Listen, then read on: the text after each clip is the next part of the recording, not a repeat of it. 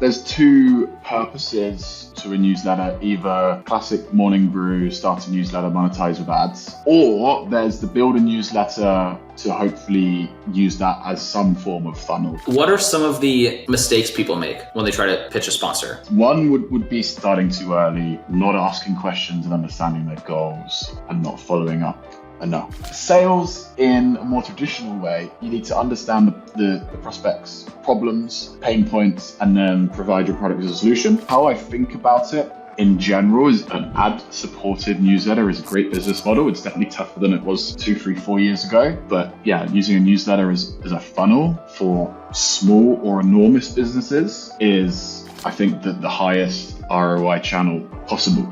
Dan, welcome to the podcast. I'm really excited to be having this conversation with you. Hi, thanks. Happy to be here.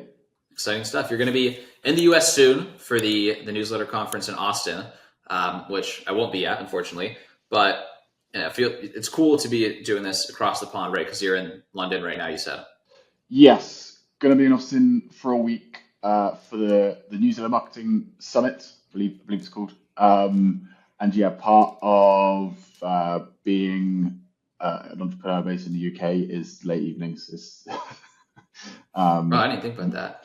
Yeah, most entrepreneurs these days in the UK end up obviously communicating with people in the US and in Europe as well. So it ends up being long hours. That's fine. That's good. Yeah. Well, let's talk about what it is that you will do at Ad Sales as a Service. I think it's a great name, very straightforward. But specifically, are you working with newsletters and brands and kind of intermediating? Are you working, what is the actual, who are your customers? What is it that you do for them? Cool. So yeah, Ad Sales as a Service, I tried to create a name because we don't have brand recognition yet that is what it is on the tin, does what it says on the tin, but isn't too long. And what we do is help media companies, predominantly newsletters, but not exclusively newsletters, sell more direct sponsorships, direct ads.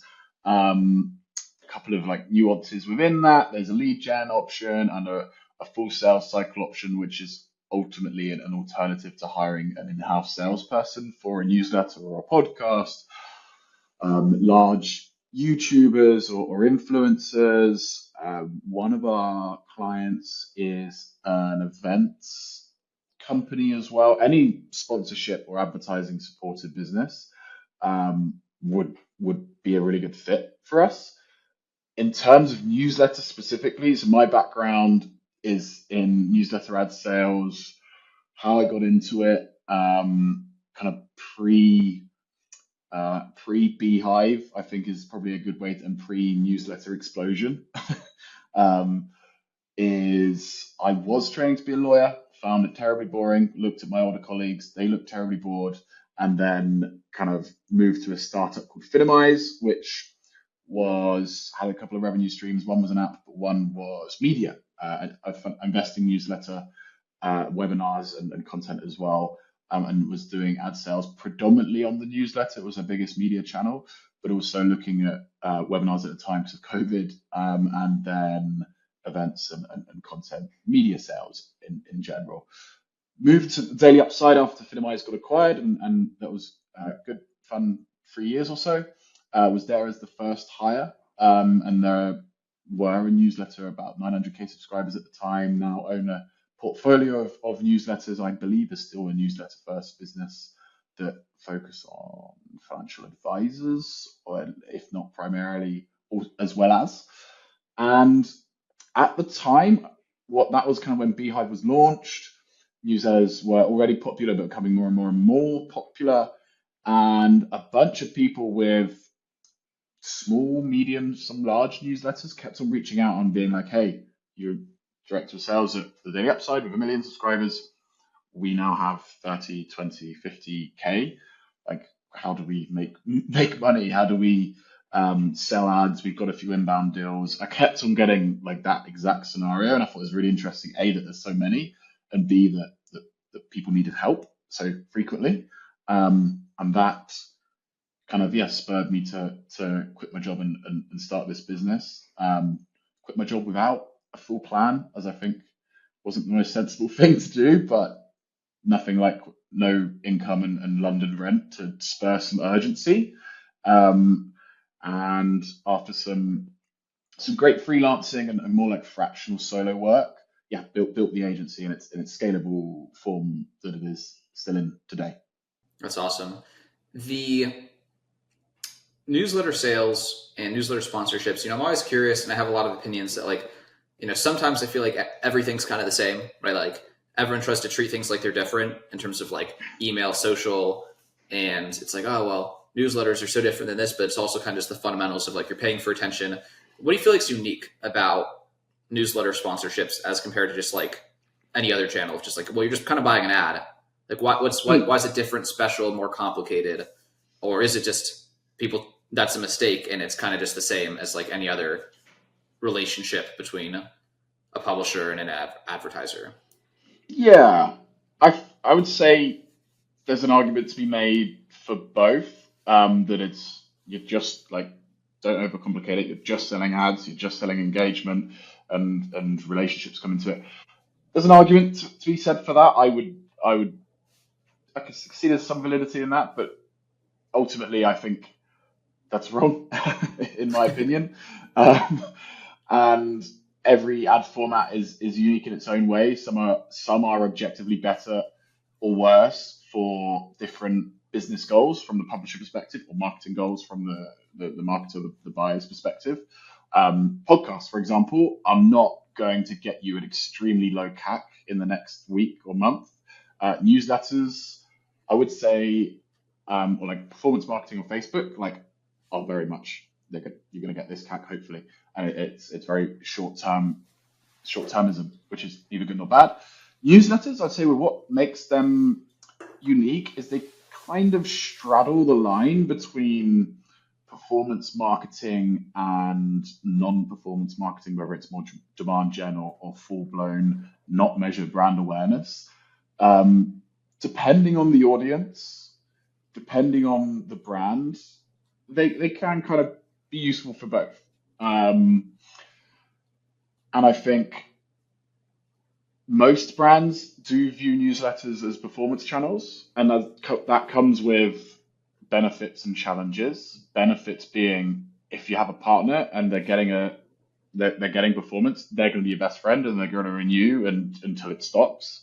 The con of that is that is the same thing. Like, if it doesn't work, they probably won't renew unless you're the best salesperson in the world, which can happen. So yeah, if you're asking about like, what's different about newsletters, is it can be both, but it is typically more likely to be viewed as a performance channel, and it's it's a bit more serious most of the time than socials in terms of content. So it's tipping more towards B2B versus most influencer brand partnerships. But I don't know if that actually answers your question, or I've just been rambling for 4 minutes. I like it. With newsletters specifically, one question I think about, because I work with a lot of businesses to help them launch their own newsletters. And sometimes I think about, and I think the answer is a little bit of both, but what are some, you use a newsletter in your own business. And that's something I want to talk about as well, is like the role that being a newsletter publisher plays in your own sales and marketing ecosystem. But then at the same time, it's like, well, should I just not have a newsletter and just buy ads in other newsletters? Because it's like, what's almost like the pro con between, or maybe the best answer is a bit of both. And that's, candidly what we're doing at my business for ourselves, right? We have our own newsletter, and we also like to put ads in other people's newsletters because they're also two different audiences, right? Like with my newsletter, I'm re-engaging people who are kind of already in my CRM, in my ecosystem, and the newsletter ads are for others. But I'm curious if you have thoughts on terms of like a lot of like my criteria for like who I interview, right? It's like a newsletter is not only do they know a lot about newsletters, but it's part of your own playbook. So I'm kind of curious how those things interplay, or how you conceptualize them in your mind as the founder of your business. Yeah, good question. I'd say there's two purposes to a newsletter: either classic morning brew, start a newsletter, monetize with ads, without at a high level, or there's the build a newsletter to hopefully use that as some form of funnel, whether that is more almost email marketing but like content first email marketing, or personal brand, just like, so how I think about it, in general is it's been really, really impactful for me, and created, probably 60% of our clients have come in one way, shape, or another from a very, very small newsletter of 2,000 subscribers. It's obviously super niche on ad sales. Try to broaden out to like more different types of ad sales, not just newsletters. But for us, it's built a small business of 2,000 subscribers, which is good, with lack of a better word. And it's for benefits for me personally. I think, having been doing advertising sales as a job for 4 or 5 years, I'd never, and I don't think many people really do, whether this is as an enterprise or as a creator, entrepreneur, whatever you want to, what word you want to use, really forces you to actually, okay, I'm going to write educational guides on how to pitch, how to whatever, forces you to actually look back and break down what you have done and put it into words on digital paper. And that was actually, is like, this is why I've done that. And these are the things that generally have worked. I remember when my boss then taught me this and I implemented it and it really worked. But my boss was saying these things and they didn't work. That was really, really useful on a personal level. And then in terms of from a business perspective, if someone reads your content, watches your content, but let's stick to newsletters, reads your content, really enjoys it, gives you their email, opens it once, twice, 3 times a month, and they trust you as an authority, they have even found a tiniest bit of genuine, tangible benefit in their personal, professional life from your content, and you come with an offer that in our case, like helping you with ad sales, whatever that offer would be, products, e-commerce, educational, that sale from user subscriber to qualified client to closing is the best sales scenario you can ever really be in, because not only are they qualified, because you can literally describe in an educational way like how you help people and your ICP in an educational way, but they know and trust you, and they know what you're talking. They know that you know what you're talking about. So yeah, newsletter is a great business model. An ad-supported newsletter is a great business model. It's definitely tougher than it was 2, 3, 4 years ago. But yeah, using a newsletter as a funnel for small or enormous businesses is, I think, the highest ROI channel possible, and can genuinely be fun on a personal level. Sometimes I, get in the day to day and I'm like, how did I get here? Like, how did I end up in this position, like running this kind of business, like having these conversations every day with like hyper niche conversations about newsletters and ad sales? And I'm like, and the things like that kind of remind me of like, I don't want to say like the why, but what like intellectually excited me to gravitate towards this industry. And it's what you said in terms of how, and I hate thinking in terms of like, I feel like this is kind of a scarcity mode of thinking, but like how little needs to happen for the efforts to be worthwhile, rather than thinking like on the grander scale, like what if this works? Like how big could this get? Like how incredible of an outcome could we get? Versus like, I just want to make sure this was worthwhile. It's kind of like minimization thinking versus maximization thinking. But with like, I just, for example, started publishing a few YouTube videos on my own channel under my own name, because now that this podcast, which used to be personal, is now part of the business, I have like a sense of responsibility and maturity to be a bit more like focused and directed and like appropriate. Whereas on a personal channel, it's still like under my own name. So I kind of set my own rules. I don't have to like be accountable to a team. And I published a video to like a 47-minute video to like, 11 subscribers on this like personal YouTube I've had for like no amount of time. And that just didn't bother me at all, because of just like how deeply I've come along this journey of just understanding exactly your point of the video was worthwhile just to make it, right? The articles that you wrote are worthwhile just for you to sit down and spend time like thinking about things. Because maybe your audience is actually just your 3 employees. It's like, okay, well, great. Now you've just made this training resource. way better to a way higher bar than like if you didn't have the employees or you didn't have any real deliverable you had to complete. You just like jot down 8 bullet points, say, oh, I know what I'm talking about, and just like call it a day. But the forcing function of this needs to be good enough to like put into the world where like 6 people read it, 10 people read it, 2,000 people read it. Just the amount that makes you as the expert. Now you go into a sales call and it's like, well, what's your process? And you're like, well, actually, I thought through my process and like the 8 things that I know, and like I wrote it down, and now you just got it. And like instead of kind of fumbling when you're explaining it on air, you're just like actually just so articulate that people are like, oh, this is the expert, because you like literally spent the time. If you think about like the 2 spectrums here, you mentioned the prospects kind of come in pre-sold, right? Because they've they've read your newsletter, they see that you're the expert, but you're doing the pre-work for yourself. Of like, they ask you a question, you've already spent 2 hours thinking about it or 3 hours thinking about it and putting it into like an organized format. So then you just like hit them with something so like brutally efficiently organized, because you like, before they ask the question, you spent the 3 hours thinking about it, instead of like 30 seconds as they're talking, what am I going to say so I sound smart? You just like plug it right in. So on like the 2 sides, the marketing side, but on the how it changes you as the person writing it, those are the things that like remind me of why I'm excited about this in the first place, and like bring me back to like, okay, yeah, that's how we got here. Yeah.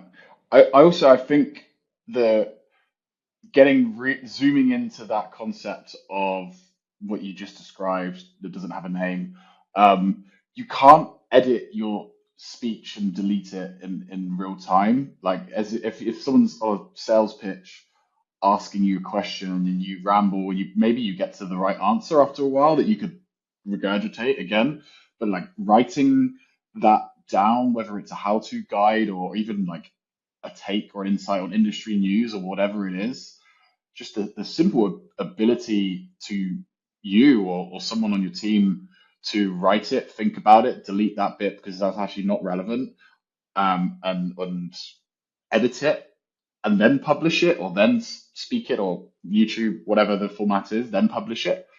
That it just delivers well formulated thoughts and concepts much better than you would if you were just even speaking to yourself and recording a sales pitch and like just not writing it down and publishing it to someone. So yeah, completely agree. Yeah. You're obviously in sales, and I think about, I'm in Phoenix, Arizona, near Scottsdale, and Andy Elliott's like the influencer out here with the tight pants and the tight shirts and the sales things. But I went to one of his seminars once because I met someone on his team and he was a cool guy. So I went out there and I'm like, I'm here. It's something to do. And he, just the most basic exercise of just the 5 by 5, right? Like, what are the 5 most common objections that you face? And then what's a 5 bullet point answer to those 5 most, like for each of those 5 objections, what's like a 5 bullet point response to that? And just like having thought through that, first of all, if you're in sales and you take sales calls, like I spent 20 minutes on this exercise, and it's like a laughable amount of time, but the reward from just having spent like just that 20-minute exercise when the idea was fresh in mind was insane. And then from a scalability perspective, you as the publisher, right, there's your next 5 weeks of content, right? Those are outlines for like your first 5 articles for your newsletter. I don't know, just basic thing like that, man. It's not that the bar is pretty low to have a tremendous ROI. Yeah, you just gave me a great idea for my next newsletter. The 5 most common objections in ad sales, and the 5 bullet points on how to overcome them. Yeah, thanks for that. And I can use that for our team that we're training. Cheers, Louis, and cheers, Andy. Thanks for the tight pants. Speaking of, what are some of the mistakes people make when they try to pitch a sponsor? So someone wants to, let's already assume they've got a big enough audience, like where it's worthwhile. Maybe like, because I think mistake number 1 is just like thinking you're ready and you're not, potentially. Like you've got 10 subscribers, maybe you're not going to like really worth the time, but assuming you have enough reach, and maybe you can give me a definition of what enough reach feels like. What's the mistake people who theoretically would be ready do and then aren't ready? Actually, I'll tell you this just as a sidebar. I was in my research today, like kind of finding a few more things, a few more questions. I found an old piece you wrote about like media kits.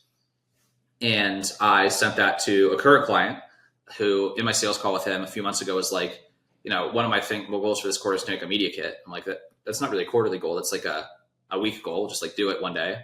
Um, but anyway, I was like, in case you haven't fixed this in the 6 weeks since we onboarded you, here's an article I found about media kits, and so I sent that to him. But anyway, so that could be another mistake, is like not having a media kit. Anyway, there you go. There's a lot of thinking time for you there.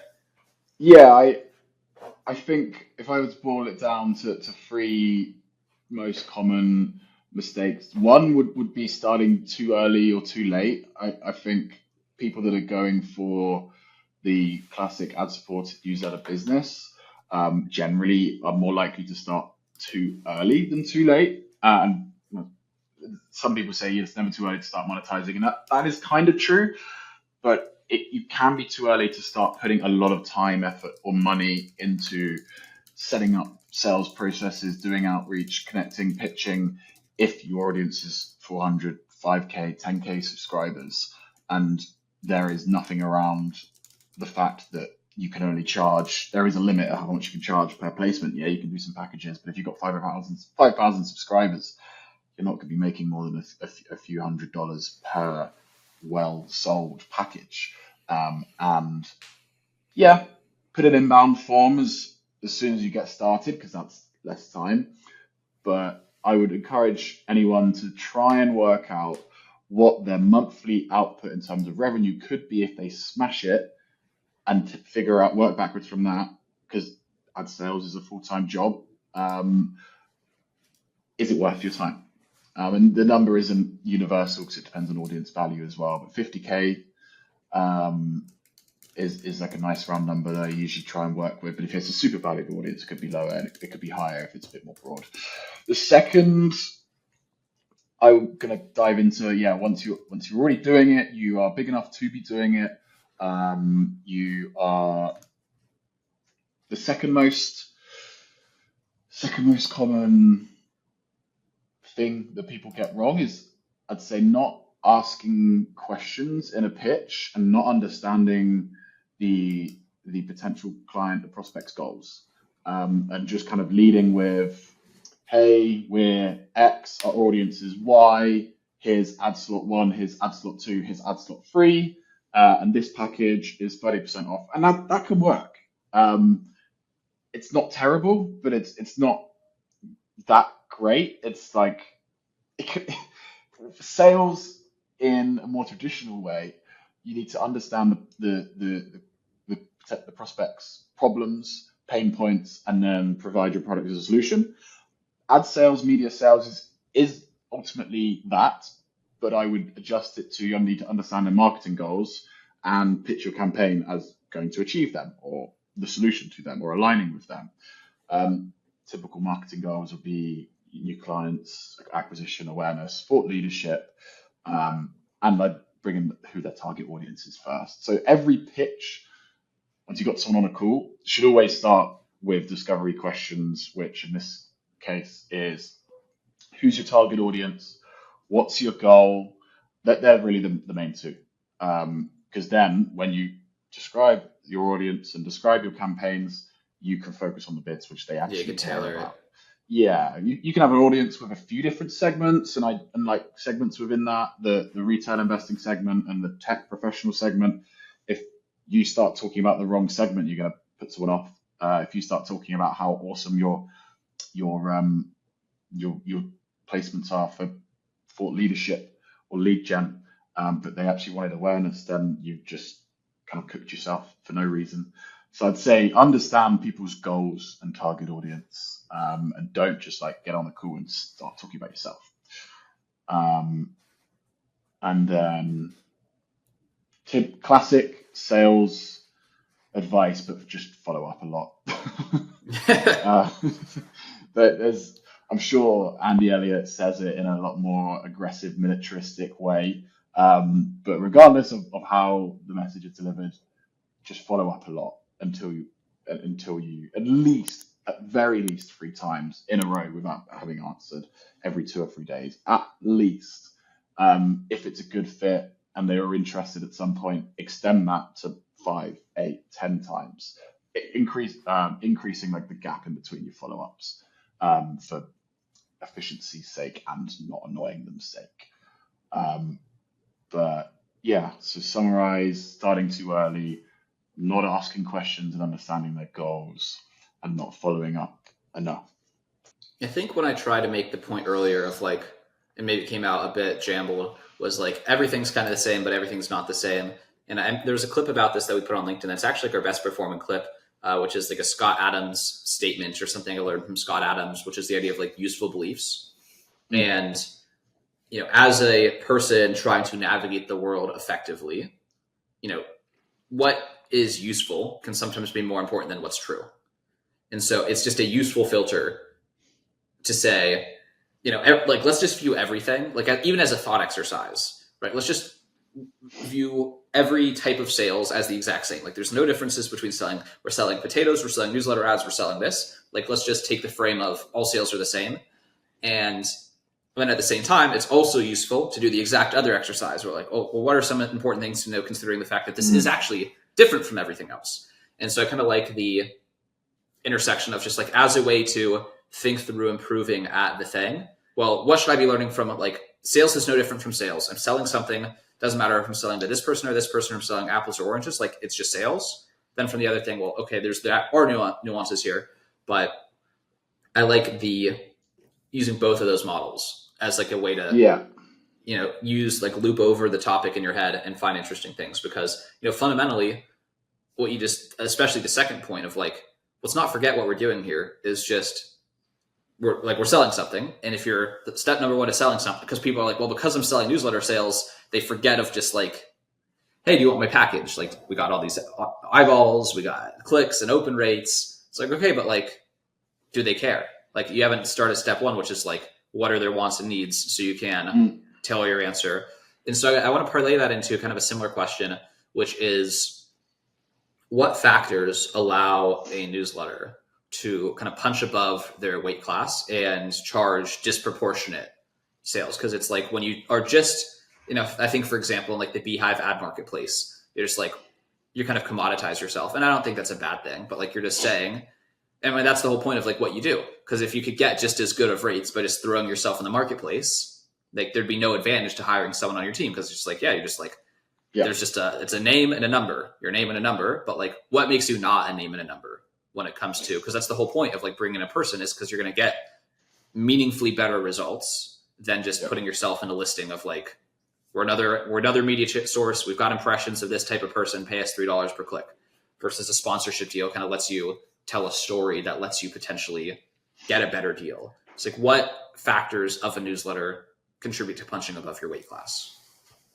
That's a good question. I guess I'd start with like highlighting the potential disparity in CPMs or revenue between using a Beehive ad network or similar live intent, whatever it is. And it's a really good solution these days. Like, if you want low effort money and ads from reputable brands as well that aren't terribly spammy and awful, like 5 years ago, most ad networks were pretty, not spammy, but not great. But the CPMs you'll be getting are 3, 4, 5, maybe 6, maybe 7, but it's usually around $4 or $5 CPMs. And if you have I think the average direct sold is like 30 for a newsletter, so that's already a 5-6x on your potential revenue. And really, really high quality audience can be like a $200 CPM. That's obviously at the top. Like a Stratechery or something, kind of real high level executives in a valuable industry. Those kind of audiences would be able to command to $300 CPMs. They can kind of name their price. If they're in a scarce market, there's not a lot of other audiences or newsletter or other. There's just not a lot of high quality audiences in their industry, and they're really, really niche. Then you can, depending on your industry, you can kind of name your price, which is obviously a great place to be. It's kind of like going in on what makes a newsletter be able to command higher prices is niche. And I think there's a bit of a debate on whether you have to be B2B to make it in ad sales this day and age. I don't think that's true. It definitely helps. Most newsletters that have an easier time to close deals and to close deals at a really, really high CPM. I think most are B2B on the whole, but not all. I think what unites them is that they are niche. Some of our best performing clients in terms of leads generated, just response to outreach going to market. It's a mix of B2B and B2C, but what does unite them all is that they have a niche, and it doesn't have to be that small. One was health, like enormous niche. Everyone is should be interested in health, but I think that's kind of an underserved newsletter niche. And that pitch, hey, we are Health ABC, whatever it is. We talk about your topic. If you're Whoop, they love fitness tracking. Open to a conversation. Yes, it's an obvious as opposed to hey, we have tech or finance professionals. They're pretty healthy. We think it's like the wastage is and the psychographics. Like why are they reading? I'm going on a bit of a tangent now, but the other best performing ones are two B2Bs, one health and one, I'd say psychedelics, which was mainly B2C, but also kind of like industry research updates. So like on the edge there. Yeah, be niche.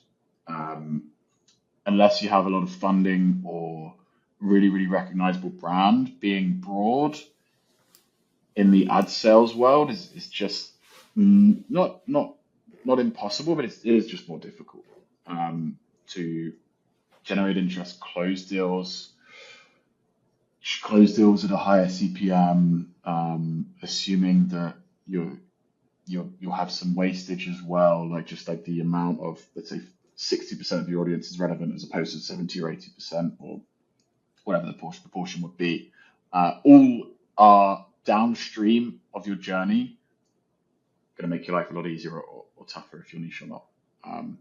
So the other half of the question, if we completely flip it, is as an advertiser, what are some ways to find discounted CPMs in a high quality way? Like what are some maybe efficiencies for where there's like, I think some of it might be finding like smaller publishers. Like again, the scalability is not there, but the CPM, I guess, is exactly the word, is lower. But if you just like are kind of, someone's first sponsor, they're just excited to have a sponsor, so you're like able to get a great deal. I don't know if that's like a real thing or I just made that up, or if there's kind of similar things that come to mind. Yeah, I think to get a good deal as an advertiser, realistically, that's a good question. Probably focus on. I mean, first of all, as a salesperson, I'm more likely to give someone a discount as long as I'm allowed, if I like them and they're nice. That's one thing, and they're easy to get on with, and they're yeah, efficient, and just I like them. They're chummy, but so that's one thing. Um, Ask about, and this would be annoying. It was always annoying from my perspective, but like ask them about remnant inventory, and you can negotiate with rates. Most people will. If they're filled up for the next month or free, then they probably won't.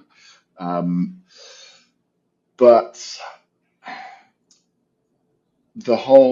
mean, most marketers, when they're trying to get a good deal, will propose doing it on an affiliate basis, which is obviously like the worst across the like spectrum of risk from flat fee to affiliate and CPC and CPL, maybe in the middle somewhere.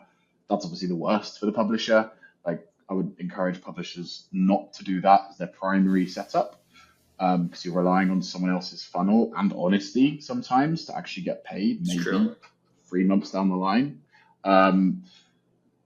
So I'm trying to take it back to the advertiser's perspective, offering, yeah, you can offer like hybrid deals, and that can de-risk it. So like why don't we your flat fee is 10K. Let's do 4 or 5 and a cost per lead or CPA or whatever it is.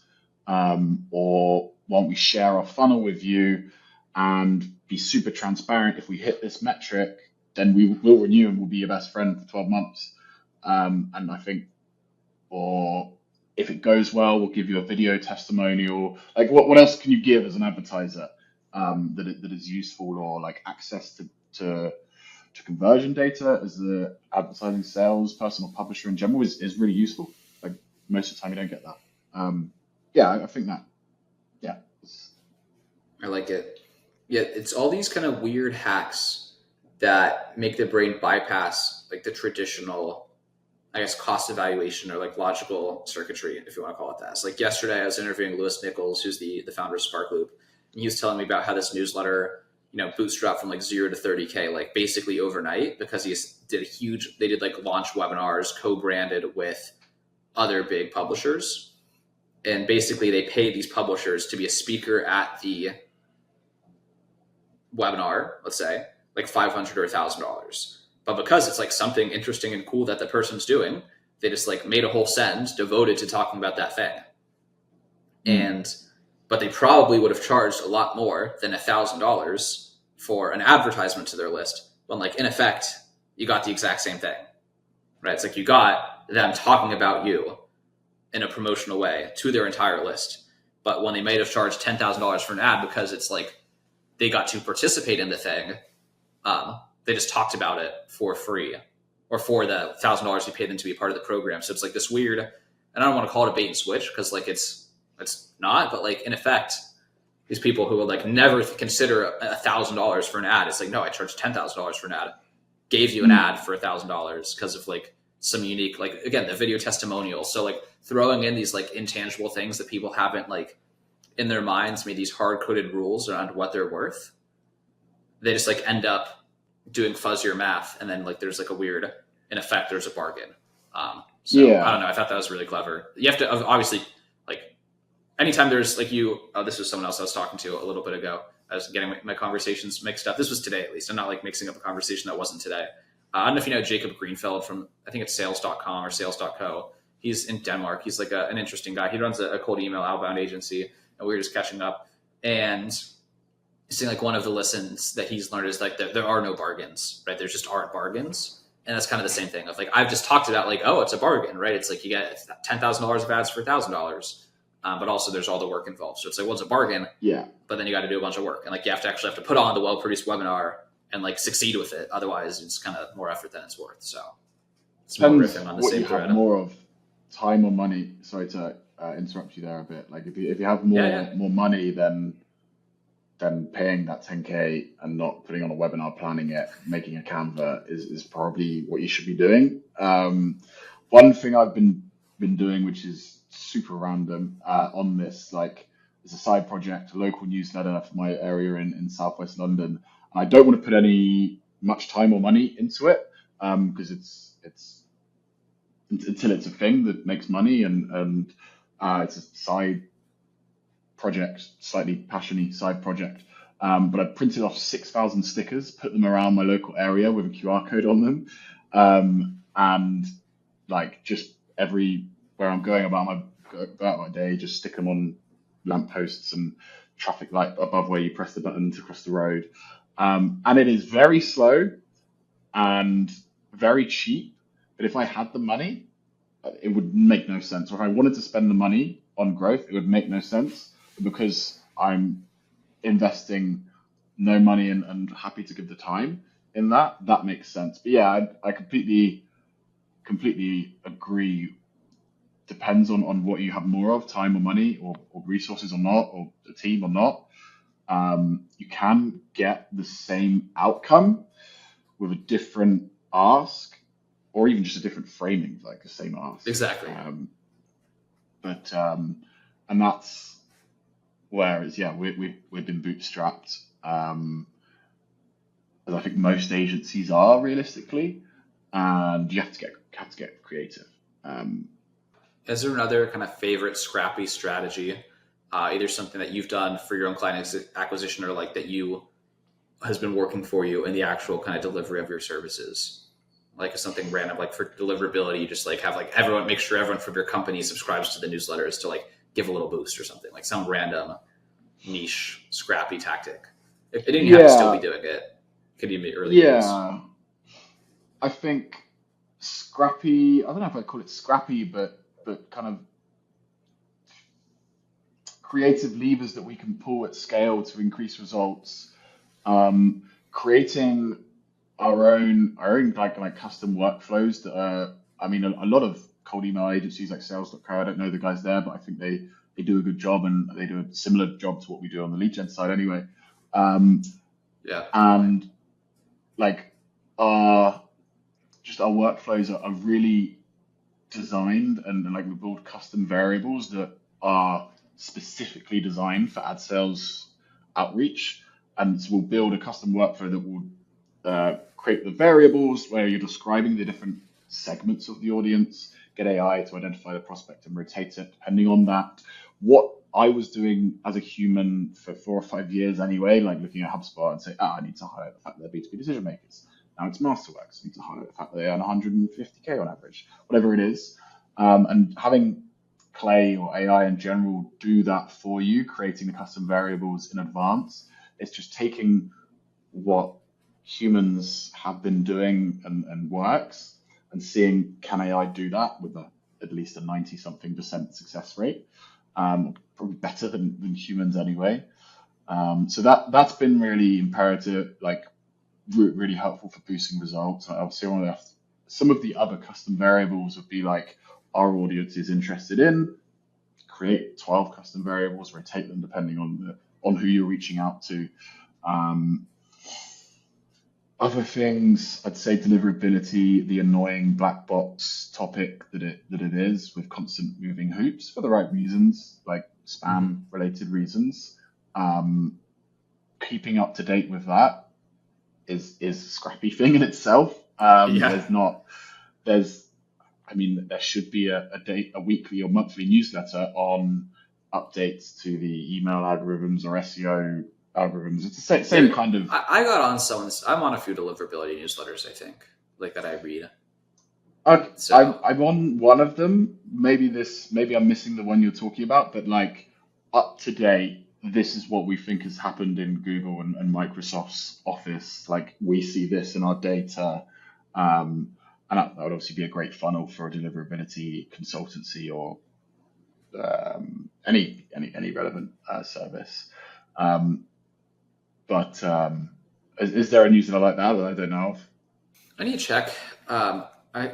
I need to check. I think it's not been. Fortunately, it's not been like number one priority or number one issue lately. It's been we've kind of had a number of things working. Like outreach is getting some several leads, but so are a bunch of other channels. Like I haven't been obsessing over Mm, outreach. I've been removed from that.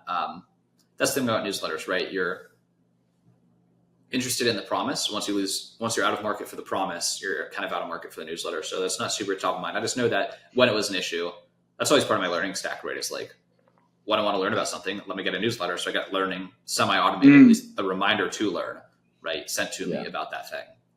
I think this will be the final question. And it's one I think I've asked on every single one since the rebrand is what's been the most impactful piece of content that you've published? Impact can be measured in a variety of ways, can be thought of as if something immediate comes to mind, just kind of stop me and say something's come to mind. But otherwise, it could be simply just B2B, your newsletter, you publish this thing in a book, you on average book a meeting from X newsletters, or you book X meetings per newsletter. This is like 10X meetings or 10X your typical interest. Or it could be even a cold email campaign, like some breakthrough that's like I was, not doing it. Just like one little piece of a LinkedIn post that went semi-viral. I know you actually messaged me the other week about a particular post, but if like there's one thing that comes to mind where like this thing made a splash that stands out from whether it's a turning point in your life or just a nice big win in a small period of time. I'm curious if anything comes to mind. Yeah, most impactful for me or like our business, I would say probably announcement posts, like um, announcement posts of new services or milestones, leaving a job, launching this, closing that, because people, at least probably more so Americans than British people, want to celebrate people's wins and like seeing people do well or appreciate people sharing mistakes and failures. All the other kind of like how-to guides are good and get engagement, are super niche, but all my posts that have delivered the most meetings in our calendar for new clients, reach, are all or um, mostly announcements. Realistically, some more personal, some more business focused. Other things like lead magnets, I guess, like well put together ones. Like some of the ones for me that have performed really well is like I did loads of research and found all the newsletter acquisitions that I could find at the time from 2000 onwards, of which there are some weird ones in there. But yeah, I'd say announcements, lead magnets, and something I need to get better at. I'm not great at is consistency. Well, I appreciate your time, Dan. Bummed I'm missing you on this Austin conference. I wanted to go. I just, on the consistency side and the focus side, was one thing I had to say no to this year. I was like, I gotta keep putting my head down and get work done. And I traveled like a ton of January, ton of March, or ton of February, and in March I'm moving back to New York City. So it's like there's just a whole. I'm like, I gotta one thing to cut, and I picked the conference. But I'm sure we'll bump into each other in person one of these days at some newsletter event. And I appreciate you sharing everything with us. You're active on LinkedIn. Your newsletter, I don't want to misspell it, but Revenews, REVE News. Revenues, I thought that was very clever when I came up with that. Revenues, news being the NEWS.co. Yeah. LinkedIn, I did used to use Twitter. I still do, but I get sucked into random conversations about like random topics and stuff. It's not moving the Too needle. much of my time. Yeah. Yeah. That's where I'm at lately. Yeah, the algorithms are too good. They know what Yeah. takes me on a rabbit hole. But yeah, LinkedIn is the best place. Heck yeah. Well, this is a blast. Thanks, Dan. Awesome. Thanks for having me.